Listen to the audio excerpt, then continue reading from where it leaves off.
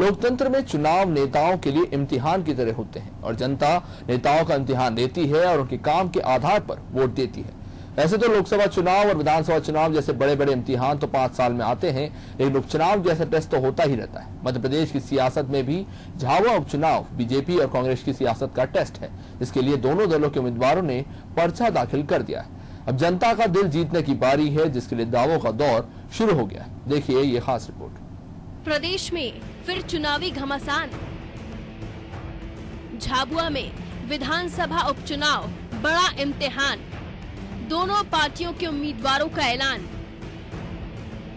कौन मारेगा मैदान?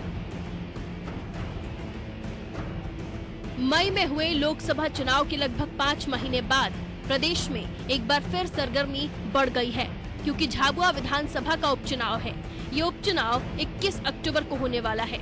मई में हुए लोकसभा चुनाव में झाबुआ से बीजेपी विधायक रहे जीएस डामोर सांसद बन गए, जिसके बाद ये सीट खाली हो गई। अब इस सीट पर उपचुनाव होना है। कांग्रेस और बीजेपी दोनों इस सीट पर जीत के लिए आश्वस्त हैं।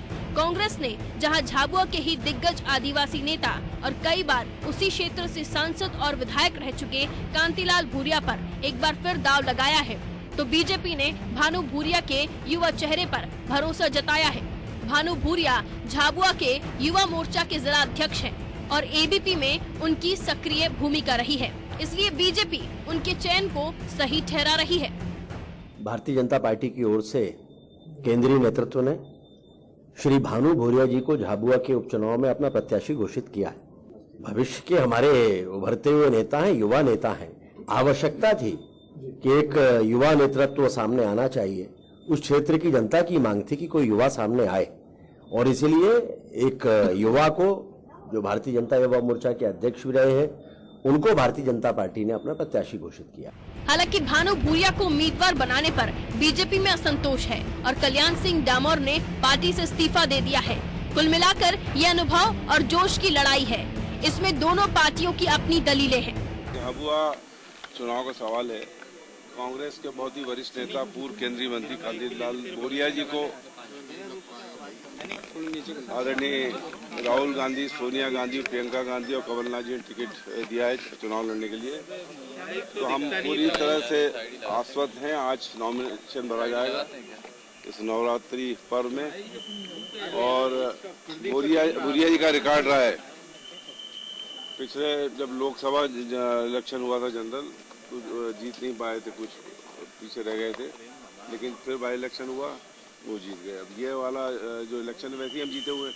लोकसभा में भी कांग्रेस की लीड थी, जब लोकसभा का हमारा प्रत्याशी वहां नहीं जीता, उसके बावजूद झाबुआ विधानसभा में कांग्रेस की लीड थी। मतलब उस समय भी कमलनाथ जी पे विश्वास झाबुआ की जनता ने व्यक्त किया था, और अब जो चुनाव 21 अक्टूबर को होगा, उसमें भी वहाँ की जनता, वहाँ के नागरिक पूरी तरह से कमलनाथ जी को, भूरिया जी को और हमारा जो कांग्रेस हाईकमांड है उस पर विश्वास व्यक्त करेंगे। कांग्रेस जीतेगी।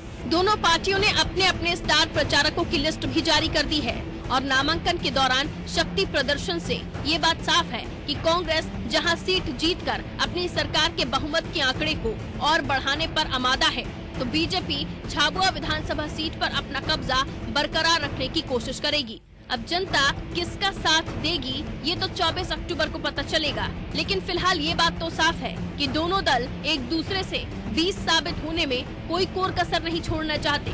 ब्यूरो रिपोर्ट, अनादि टीवी।